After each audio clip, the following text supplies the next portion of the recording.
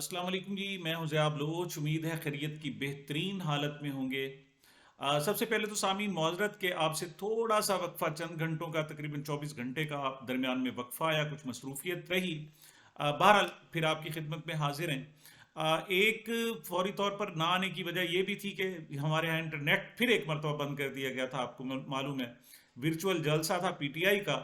और जब भी पीटीआई का वर्चुअल जलसा होती है तो एक शरीर किस्म की जनाब एक शार्क है, वो आकर पाकिस्तान के जनाब इंटरनेट कनेक्शंस को हिला देती है, जिससे गड़बड़ हो जाती है और पूरा पाकिस्तान डिस्टर्ब होता है। हाँ, अलबत्ता पीटीए को जो है ना इसकी खबर नहीं होती, अलबत्ता पूरी दुनिया में जनाब उसकी खबर बन जाती है और लोग खूब खबर लेते हैं। बहरहाल वर्चुअल जलसा कैसा था जनाब? बहुत अच्छा था। इससे ये जनाब दूसरा ऑनलाइन जलसा था जिसमें बहुत सारे रहनुमाओं ने आकर खिताब किया। और सबसे अहम बात जो थी वो इसमें वो पोर्टल था जिसमें कैंडिडेट्स के अनाउंसमेंट की गई है, ख़ास तौर पर उनके जो इंतखाबी निशान हैं, उनके नाम हैं और उनकी तफसील दी गई है। लेकिन मैं समझता हूँ कि उससे बढ़कर एक और बात है कि इन्होंने जनाब वो जो पोर्टल है उसमें हल्का नंबर, उम्मीदवार का नाम, उसके इंतखाबी निशान और उसकी तस्वीर के साथ साथ जो है एक व्हाट्सएप ग्रुप भी दिए गए हैं जनाब, चैनल्स दिए गए हैं। ग्रुप और चैनल्स में फ़र्क ये होता है कि जब व्हाट्सएप ग्रुप बनते हैं तो उसमें तमाम के तमाम जो लोग होते हैं एक दूसरे के नंबर से वाकिफ होते हैं। नाम चाहे ना भी पता हो, लेकिन उन्हें पता होता है कि फ़लाँ फ़लाँ ये ग्रुप मेंबर्स हैं। अलबत्ता जो व्हाट्सएप चैनल्स हैं उसमें एडमन को या दूसरों को अंदाज़ा नहीं होता, पता नहीं होता कि किस नंबर से उनका नंबर क्या है। तो ये खासा सेफ है। और इन्होंने हर हल्के की सतह तक व्हाट्सएप चैनल्स बना दिए हैं जिसमें मकामी लोग पार्टिसिपेट करते हैं, एक्टिविटीज़ होती हैं, अनाउंसमेंट होती हैं, हर थोड़ी थोड़ी देर बाद नई अनाउंसमेंट होती है, इलेक्शन की सूरत हाल, छोटी छोटी बारीकियां।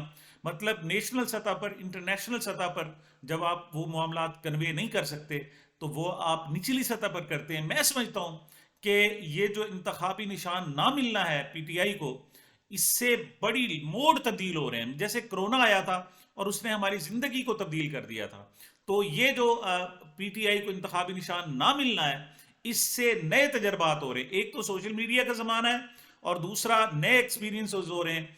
और शायद अगर यही सूरत हाल रही तो वो जलसे, वो इंतखाबी कंपेन जिसमें जनाब आप करोड़ों रुपए बल्कि अरबों रुपए तक खर्च कर देते थे, अब इस जदीद टेक्नोलॉजी और इस तरीके से सोशल मीडिया की मदद से आप बहुत कम पैसों से अपना मैसेज पहुंचा सकते हैं। पहले आपको क्या करना पड़ता था? आपके पास पोस्टर होते थे या फिर अखबारात होते थे जिनके जरिए आप अपना पैगाम पहुंचाते थे। तीसरी आपकी इलेक्शन कंपेन होती थी, जलसे होते थे, और इन तीनों पर पैसे बहुत ज़्यादा खर्च होते थे। आप ऐड देते थे, अखबारात को इश्तेहारात देते थे, अच्छा खासी आपको अमाउंट देनी पड़ती थी। नंबर टू, जलसा करने के लिए भी आप अच्छी खासी जनाब सूरत हाल अरेंज करनी पड़ती थी, लाखों रुपए खर्च हो जाते थे एक एक जलसे पर। इसी तरीके से पोस्टर्स भी है, वो भी आपको बहुत ज़्यादा मटेरियल इस्तेमाल करना पड़ता था। लेकिन वो कहते हैं जी, necessity is the best policy, या जिसे कहते हैं इन्वेंशन इज़ दी, वो क्या कहते हैं, necessity is the mother of invention. ज़रूरत ईजाद की माँ है। और नए स्टाइल, नया तरीका जनाब ईजाद हो रहा है। अब शायद तब्दील हो जाए, मोड ही तब्दील हो जाए, और आने वाले इलेक्शन में शायद, या इसी इलेक्शन में, लोग बहुत कम पैसों से अपना इलेक्शन जीत कर भी दिखाएं, या लोगों को पार्टिसिपेशन का कम से कम मौका मिल रहा है। तो ये एक अच्छी पॉजिटिव चीज़ है। इसको देखते हैं आगे इसके इम्पैक्ट्स क्या पड़ते हैं। दूसरी तरफ जनाब पीटीआई आहिस्ता आहिस्ता गर्म हो रही है, जिसे कहते हैं ना वार्म अप हो रहा है, और नून लीग पर औस पड़ती जा रही है। अब तक वो दो तीन जलसे कर चुके हैं। एक शेखुपुरा में था, उसके बाद हाफजाबाद में था, फिर उसके बाद खानेवाल में जलसा किया गया। अच्छा, और फिर लिया में जनाब जलसा होना था साउथ पंजाब में, लेकिन उसे मुलतवी कर दिया गया। कुछ लोग कह रहे हैं मनसूख कर दिया गया, लेकिन कुछ कह रहे हैं कि नहीं, मुलतवी हुआ है और मियां नवाज शरीफ साहब दोबारा उसके लिए टाइम निकालेंगे। अब यह सारी सूरत हाल को देखें तो पहले मियां साहब घर से नहीं निकले, अंदर छुप के बैठे रहे। उसके बाद वो एक आध जलसे में आए, यहाँ तक कि हाफजाबाद के जलसे में उन्होंने बमुश्किल 8-10 मिनट तकरीर की, और अपने बाद जो है अपनी साहिबजादी मरियम नवाज साहिबा को मौका उन्होंने दिया कि वो खिताब कर सकें। तो ओवरऑल जो इम्पैक्ट्स हैं, वो अभी तक, वो वाहिद लीडर है पाकिस्तान के जो अभी तक पाकिस्तान और ईरान के दरमियान जो कन्फ्लिक्ट था उस पर उन्होंने एक लफ्ज़ नहीं कहा। और बेजारी उनके चेहरे से झलकती है, उन्हें कुछ और नहीं है। वो दो चार जुमले जो रटे रटाए हैं उनके पास हैं, अब वो समझ नहीं आती। वो कहते हैं नहीं, कोई बात करते हैं तो पीछे से एतराज़ आ जाता है کہ میاں صاحب یہ کی کرن رہے ہو تسی جناب، سارا ساڈا کیتا کتایا کھیل جناب خراب کرن رہے ہو، اس قسم کی جناب ان پر باتیں آتی ہیں. تو ادھر اسٹیبلشمنٹ سے تعلقات اور دیگر، وہ کہتے ہیں جی آپ خاموش ہی رہیں تو زیادہ بہتر ہے. اس پر جناب میاں صاحب نے جو لیا کا جلسہ تھا وہ بھی منسوخ کر دیا. اس کی دوسری وجہ اور بھی ہو سکتی ہے کہ لیا کے بالکل جو ایڈجیسنٹ سٹی ہے، ضلع ہے، اب وہ کوٹدو ضلع بن چکا ہے، پہلے تحصیل تھی مظفر گڑھ کی، وہاں دو جلسے ہوئے. ایک شبیر احمد قریشی ہیں جو پی ٹی آئی کے رہنما تھے، اور وہ چھپے ہوئے تھے، مطلب وہ گئے اور انہوں نے پہلی تو کارنر میٹنگ کی، ورکرز کنونشن کیا.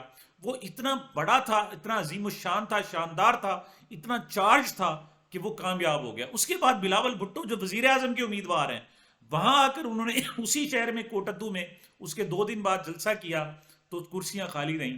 تو اس پر بھی بڑا ڈفرینسز ہے. جب انہوں نے دیکھا تو پھر لیا کا جلسہ انہیں منسوخ کرنا پڑا، کیونکہ یہاں کے لوگوں کے جو تیور ہیں وہ کوئی اتنے اچھے نظر نہیں آ رہے. دوسری طرف بادل خواستہ میاں شہباز شریف صاحب الیکشن میں جانا چاہتے ہیں. انہوں نے کہا ہے کہ جناب اب ہمارے پاس کوئی چارہ نہیں ہے. ان کے الفاظ جو تھے، بلکہ میں نے نوٹ کیے، ان کے الفاظ تھے جی کہ اب ہمیں الیکشن موڈ میں چونکہ جا چکے ہیں، لہٰذا اب ہمیں الیکشن میں جانا پڑے گا، اور اسی میں اللہ خیر نکالے گا، اسی میں خیر نکلے گی. یہ ان کے الفاظ تھے.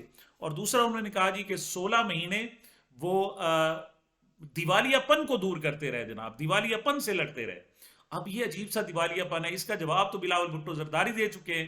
انہوں نے کہا جی یہ جھوٹ بولتے ہیں، بلکہ انہوں نے آ کر دیوالیہ کیا. اور خاص طور پر انہوں نے کہا کہ جو ان کے بڑے میاں صاحب کے سمدھی جناب اسحاق ڈار صاحب ہیں، انہوں نے جو آ کر 3 مہینے تک آئی ایم ایف سے کشمکش، ان کو گالیاں دیتے رہے، اس وجہ سے یہ سارا کا سارا دیوالیہ پن کی طرف گیا.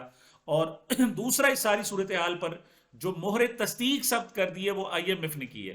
آئی ایم ایف کا کہنا یہ ہے کہ مئی 2023 کے بعد الیکشن کی صورتحال بہتر ہو گئی ہے. اور آپ کو پتہ ہے یہ وہی جناب مہینے ہیں کہ اگست میں جو 16 ماہ کی پی ڈی ایم حکومت تھی، شہباز شریف حکومت تھی، وہ چلی گئی تھی.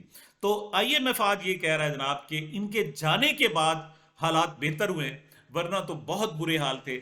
اور اب جو ہے وہ ملک صحیح سمت پہ جانا شروع ہو گیا ہے. تو اب دیکھیں تو عمران خان کے جو 41 مہینے یا 46 مہینے تھے وہ بھی بڑے شاندار تھے. اس میں جناب ایک کارکردگی، اور جو مہنگائی تھی صرف 12% تھی. اس کے بعد یہ 45%، 48% پر پہنچی. اور پھر جب شہباز شریف صاحب گئے تو سلائٹلی کم ہوئی، 26% ہوئی. اور اس وقت بھی 45% پر مہنگائی موجود ہے. لیکن بہرحال اس سے ان کا جو دعویٰ ہوتا ہے کہ ہم نے جناب وہ دیوالیہ پن، وہ کہا جاتا ہے کہ جناب ہمارے ایک دوست تھے اور وہ کہتے ہیں جناب کسی چیز کو بھی کھڑا کرنا ہو بہت محنت کرنا پڑتی ہے. اداروں کو کھڑا کرنے کے لیے، آپ کو کاروبار ہے، بزنس ہے، کچھ بھی ہے، آپ کو بہت محنت کرنا پڑتی ہے. لیکن وہ کہتے تھے نہیں، ایک اچھا بھلا چلتا ہوا ادارہ ہو، اس کو تباہ کرنے کے لیے بھی آپ کو بہت زیادہ محنت کرنا پڑتی ہے. تو اس میں کوئی شک نہیں ہے، میاں شہباز شریف صاحب نے بہت محنت کی ہے، لیکن انہوں نے انتہائی کوشش کر دیکھی کہ ملک کو دیوالیہ کر ہی دیا جائے، لیکن اس میں بہرحال ناکام رہے. لیکن ان کی کوششیں بہرحال اس حوالے سے اچھی خاصی ہے، اور ان کو کم از کم ہمیں دیکھنا پڑے گا.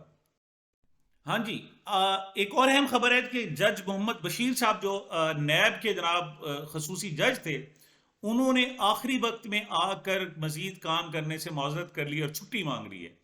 جج محمد بشیر صاحب 2014 یعنی مارچ 2024 میں جناب وہ ریٹائر ہو رہے تھے. 14 مارچ ان کا لاسٹ ڈیٹ تھی، اور ابھی تقریباً ان کو دیکھا جائے تو 1.5 مہینہ سے زیادہ، تھوڑا سا زیادہ ان کے پاس پڑا ہے، یا کم از کم 2 مہینے کم از کم پڑے ہوئے، پونے 2 مہینے.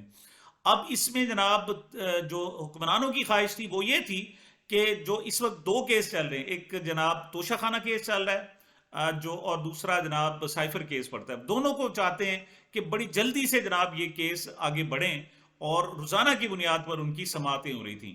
اور پی ٹی اے والے اس پر خدشہ کا بھی اظہار کر رہے تھے کہ 8 فروری سے پہلے شاید وہ سزا سنانا چاہتے ہیں، یا کم از کم اتنا چاہتے ہیں کہ یہ جج صاحب اپنی ریٹائرمنٹ سے پہلے یہ سزا سنا جائیں. لیکن اب ان کی طرف سے عجیب سی درخواست آئی ہے. انہوں نے کہا جی 24 جنوری سے مجھے چھٹیاں دیں، 24 جنوری سے 14 مارچ تک، مطلب یہ جو پونے 2 مہینے بنتے ہیں اس کی مجھے چھٹی دے دیں، میری طبیعت ناساز ہے.